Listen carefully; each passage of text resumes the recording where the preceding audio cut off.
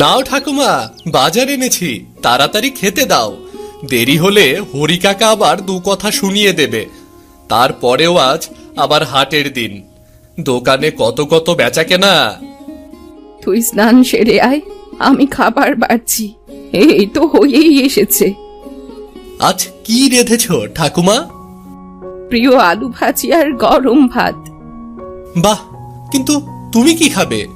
তুমি তো শুকনো আলু ভাজি একদম খেতে পারো না। রোজ রোজ তো আর আলু ভাজি হয় না, বাজারে আলুর কত দাম। দুটো একটা করে আলু জমিয়ে আজ ভাজি করেছি। তুই আগে খেয়ে নে, আমি না হয় শুকনো মরিচ পুড়িয়ে হাতে পানি ঢেলে পান্তা করে খাবো।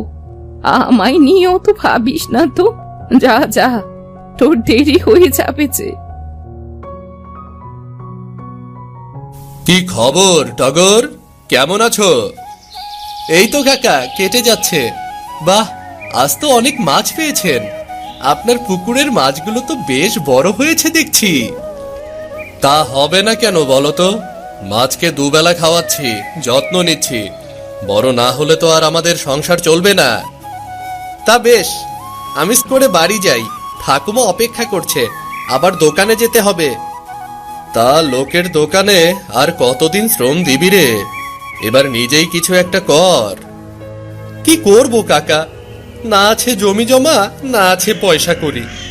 দোকান থেকে মহাজন যা দেয় তাতে আমার আর ঠাকুমার চলে যায়। আমি যাই কাকা। টগর, এই মাছটা নিয়ে যা রে, তোর ঠাকুমাকে সাথে নিয়ে খাস।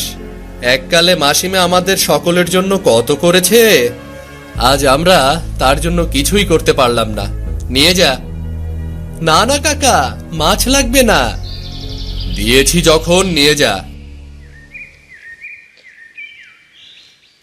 আর কোনো দরকার লাগলে একদম জানাতে লজ্জা করবি না আমাকে। ঠিক আছে কাকা। টগর মাছ নিয়ে এসে দেখে দাওয়ায় খাবার আগলে ঠাকুমা বসে আছে। কি রে, করতে গিয়ে আবার মাছ নিয়ে ফিরলি? বাহ, মাছটা তো বেশ টাটকা, এখনো নড়ছে। দেখো না ঠাকুমা, ভুলু কাকা মাছ ধরেছিল, জোর করে একটা ধরিয়ে দিল। তুমি মাছটা রাতে জমিয়ে রেখো, রাতে এসে মজা করে খাবো। ঠিক আছে, এখন ভাতগুলো খেয়ে নে দেখি, আমি বরং মাছটা কেটে কুটে রেখে দিই। এই নাও। খাওয়া শেষ করে টগর এলো মাছের বাজারে। হরি কাকা মাছ সাজিয়ে বসে আছে। এই তোর আসার সময় হলো টগর, কত করে তোকে বলি হাটের দিন একদম দেরি করবি না, তা তো আমার কথা তোর কানেই যায় না। এই তো এলাম কাকা, সবে হাট বসতে শুরু করেছে। বাহ, কত মাছ এসেছে, এত বড় বড় ইলিশ মাছ। বর্ষার ইলিশ তো বড় হবেই রে পাগলা। এই হাটের সবচেয়ে বড় ইলিশ আজ আমার দোকানে।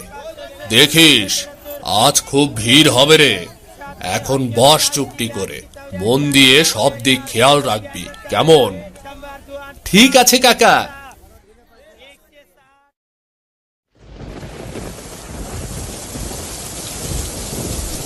এলি দাদু ভাই, আহা, বৃষ্টিতে তো ভিজে কাক ভেজা হয়ে এসেছিস। তাড়াতাড়ি কাপড় বদলে মাথাটা মুছে নে, শরীর খারাপ করবে না হতে। আর বলো না ঠাকুমা, বর্ষা শুরু হতেই এমন বৃষ্টি শুরু হয়েছে, থামার কোনো নামই নেই। পরে ভিজে ভিজে এলাম। তুমি খাবার বারো ঠাকুমা, ভীষণ খিদে পেয়েছে। সারাদিন দোকানে এত ভিড় ছিল, পানি ছাড়া পেটে কিচ্ছুটি পড়েনি। হ্যাঁ হ্যাঁ, দিচ্ছি বাপু। তুই হয়েছিস একদম তোর দাদুর মতো। তোর দাদু যেখান থেকেই ফিরুক, ঘরে এসে আগে দুটো খাবারই চাইবে। হয়েছে হয়েছে, আর দাদুকে মনে করতে হবে না। খাবার আনো, আমরা দুজন একসাথে বসে খাই। তুই কি করে জানলি আমি এতক্ষণ না খেয়ে আছি? সেই ছোটবেলা থেকেই দেখছি, আমি না খেলে তুমিও খাও না। যাও যাও, আমি সব জানি। টগর ও ঠাকুমা একসাথে খাবার খেতে বসলো। অনেকদিন পর আজ ওদের পাতে মাছ পড়েছে। কি রে, আজ রান্না কেমন হয়েছে? আহ, কি ভালো মাছ রান্না হয়েছে গো। আমাকে আরো এক হাত ভাত দাও ঠাকুমা, কতদিন পর পাতে মাছ পড়লো। কিন্তু তুমি মাছ খাচ্ছ না কেন? একটু খেয়ে দেখো, ভারী মজা। না রে, আজ এই আলু ভাজা মাছের ঝোল দিয়েই খাওয়া হয়ে যাবে, মাছ লাগবে না। কাল সকালে তরকারিটা তোকে গরম করে দেব, তুই মজা করে খেয়ে দোকানে যাস।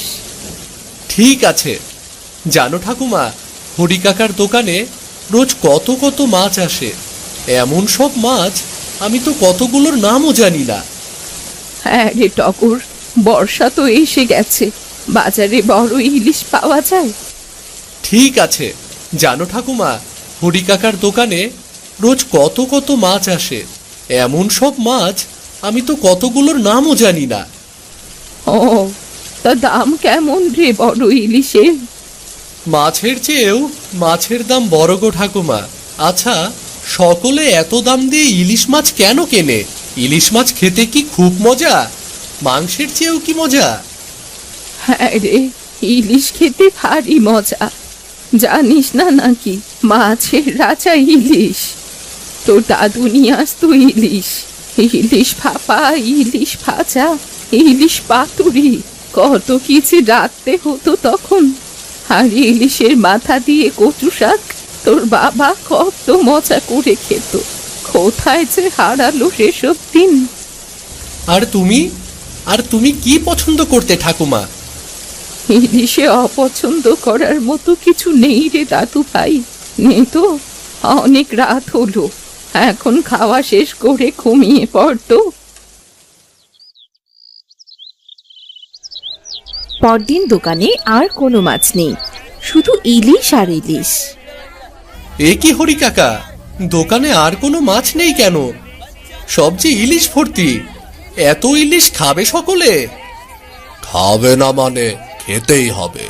ওরে, এ যে হরির দোকানের ইলিশ, কাল কত খদ্দের ইলিশ না পেয়ে ফিরে গেল বলতো। কিন্তু আজ যদি অন্য মাছ চায়?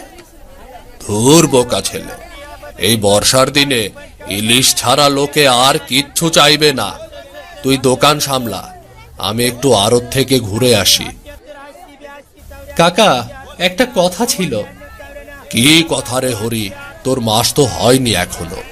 দেখ, এখন মাছের মৌসুম, আমি কিন্তু কোনো অগ্রিম টাকা পয়সা দিতে পারবো না রে। না না কাকা, অগ্রিম কিচ্ছু চাইছি না। ঠাকুমা কাল বড় ইলিশের কথা বলেছিল, হয়তো খেতে মন চেয়েছে, মুখ ফুটে তো কিছুই বলে না। আমাকে একটা ইলিশ মাছ দেবে কাকা? খুব বড় না হলেও চলবে। বলে আমি হরি হলেও দোকানে কি হরিলুট দিয়েছি নাকি রে? শোন টগর, তোর যা মাইনে তার চেয়েও এক একটা ইলিশের দাম বেশি। শোন, যে চিনি টানে সে চিনির স্বাদ পায় না। তুইও ইলিশ বিক্রি করে যা।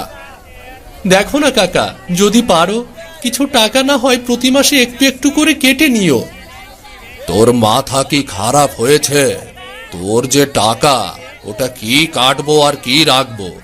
তাছাড়া একটা মাছের দাম 2 বছরেও তুলতে পারবো না এমন করে। এমন ব্যবসা আমি করি না বাপু। মাছের কথা ছেড়ে কাজে মন দে। টগরের খুব মন খারাপ হয়, কিন্তু তাকে তো কাজে মন দিতেই হবে। বাড়ি ফিরে টগর দাওয়ায় বসে থাকে।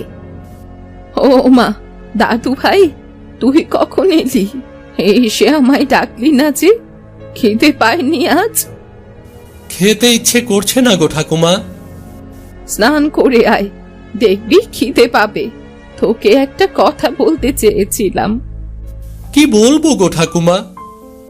আমার ভাই আসবে বলে খবর পাঠিয়েছে। এখন ঘরে অতিথি এলে তাকে খেতে দেব কি বলতো? আমাদের তো নিজেদেরই নুন আনতে পান্তা ফুরোয়। কি আর খেতে দেবে? ভাত, আলু ভাজা আর ডাল। এতদিন পর আসবে, পাতে একটু আমিষ না দিলে? আচ্ছা, দেখি কি করা যায়। এখনো তো মাইনে পাইনি, তুমি চিন্তা করো না। টগর কি করবে ভাবতে ভাবতে পুকুর পাড়ে এলো। সে এসে দেখে ভুলু মন খারাপ করে বসে আছে। কি হয়েছে কাকা, আপনার মন খারাপ কেন? না, ও কিছু নয় রে। তুই অবেলায় পুকুর পাড়ে? আপনার কাছে এলাম কাকা, ঠাকুমার ভাই আসবে, আমাকে যদি একটা মাছ দেন তাহলে আমি মাইনে পেলে দামটা মিটিয়ে দিতাম। মাছ কোথা থেকে দেব রে বাবা? আমার মেয়ের বিয়ে সামনে এই পুকুরটাই বিক্রি করে দিয়েছি কাল মহাজনের কাছে, গয়না বানাতে দিতে হবে, তাই তো বসে দেখছিলাম পুকুরটা। ও, কোনো ব্যাপার না কাকা, আমি দেখছি কি করতে পারি।